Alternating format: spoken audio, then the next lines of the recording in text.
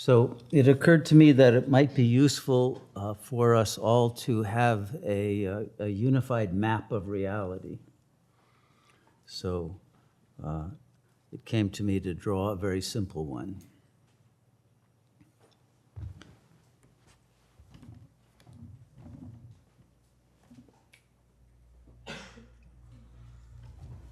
That's it.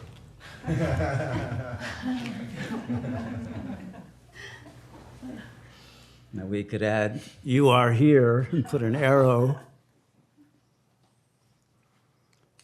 That's the 0 point. That's what we refer to as Paramashiva. That infinitesimal point of light is what is prior to the manifestation of any universe. Now, Shiva doesn't like to be alone. And how can you blame that poor point? So what Shiva does first is emanate a field in which potentiality can be actualized. Okay? So this is Paramashiva, Supreme Shiva. There are other levels of Shiva. That's why we specify that. This is the level that is the ultimate reality. And this entire field that nowadays we could call the quantum unified field, although it's actually more subtle than that, and the quantum field is a congealing within the field, but the field itself was traditionally referred to in Vedic times as Brahman. Nirgun Brahman. Why? Because the field itself has no collapsed wave functions, and therefore it is unmanifest. It's potentiality. When it begins to manifest forms, a world, then it becomes Saguna Brahman. But now it's Nirguna Brahman. And what happens from this point of light is that at a certain moment, Shiva emits a pulsation, and that pulsation expands around it, okay? But it will continue to expand until it reaches the event horizon of the edge of Brahman, and then it will contract again. This energy that is expanding out, in its expansive phase, we call the pravritti. And when it begins to move back inward, it's the nivritti. The spanda itself, the energy and the information contained in that pulse, is referred to as parashakti. The energy is the spanda that emerges. And this energy field that science even perceives as an expanding universe, and it is expanding, although not in the same way that they understand, because it's mind that's expanding. This is what is referred to as the goddess. Shiva remains as the point that's transcendent and unmanifest, and the goddess, this pulse emerges as a world, a dream field that is a world that as the pulse first emerges from the point, it's in perfect order, a perfect circle, a sphere actually, of perfectly balanced energies. And in that first emission and expansion, it creates a Sat Yuga, a world in which the perfection of all that is within this condensed point of infinite mass, of infinite power and information and light, and all of the potency of God emerges as a world that reflects the miraculous, the beautiful, the good, the pure, the divine. It's a world of gods and goddesses, not of humans yet. But as the sphere expands, the order becomes less, there is an entropy, and it begins at a certain point to become chaotic. And when it reaches the edge of total chaos, that's when it begins to return. But when it begins to return, some of the energies are still going outward. So you have a crossing, an interference pattern of energies. And you have both pravriti waves and nivriti waves simultaneously in the field. And this produces, depending on the wave that you're riding as an individual dreamee within that pulse of energy that is the world, will determine your perception of reality. But that sphere will again return to the source.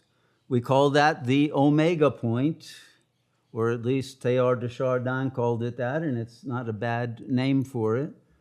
And the word omega, or the letter omega in Greek, comes from om, from the Sanskrit, which is the three aspects of time as one of its meanings. And it returns to that point, which we then call the singularity. But that central 0 point is eternal and never changes. But the spanda, the goddess, separates from Shiva and then returns and consummates union. That is what is happening. Systole and diastole, you could call it as well. The God's breathing in and out. And they say in the Kashmiri tradition, they use a different set of phrases. They say when Shiva closes his eyes, which they refer to as the unmesha state, with a dot under the S.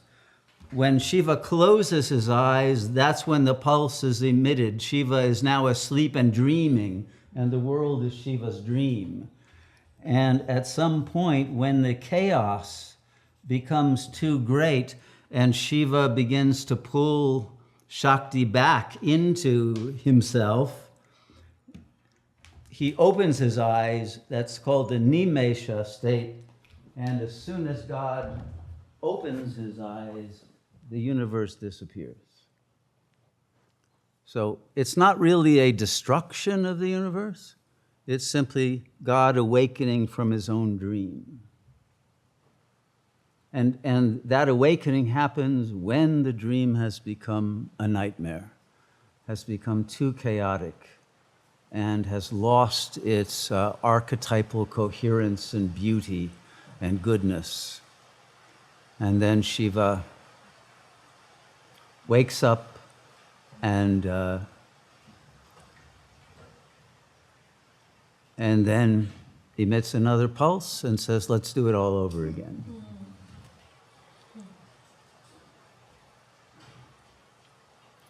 So we are now in the final moments before the omega point, in which these pravriti and nivriti waves are both present, and there is both the ability to be in the state of the unmesha or the nimesha.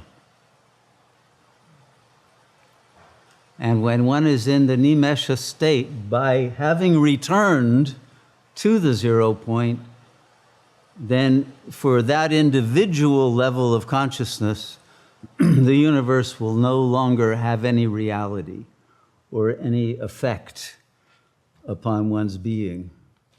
One will have awakened from the dream, even if a phenomenal field of energy remains, but it will be perceived as it really is. And in the same way that on your computer, you can go to some website or some video and you'll see a story, a scene, as if you're in some space, and then you turn it off and it's just a bunch of dormant pixels, right? In the same way, the world is made up, we would say, of voxels, which is a pixel that has volume. And when the energy strikes these voxels, they create collapsed waveforms, which produce entities, beings, animate and inanimate, all of the aspects of the universe, made up of the energy and the intelligence of that infinite consciousness. And it begins to morph, depending on where the wave is. But there's a constant morphing.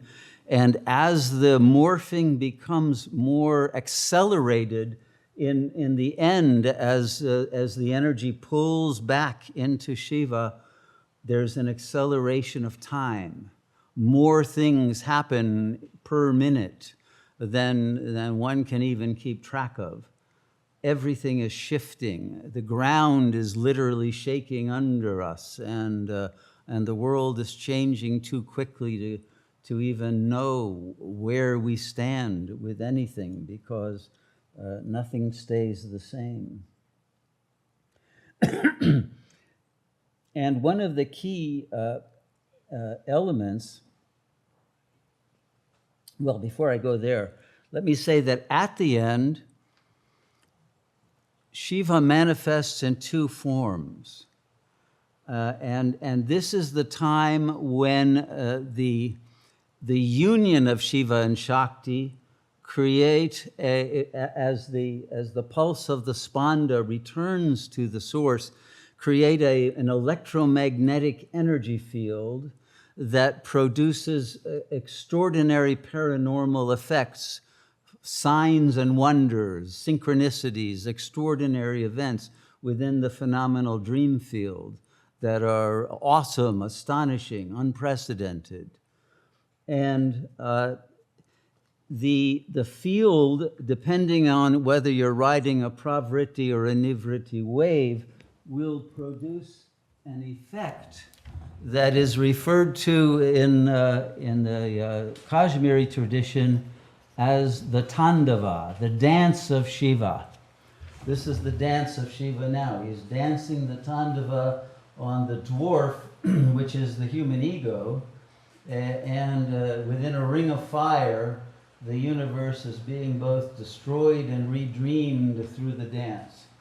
And so they say there are two forms of Tandava.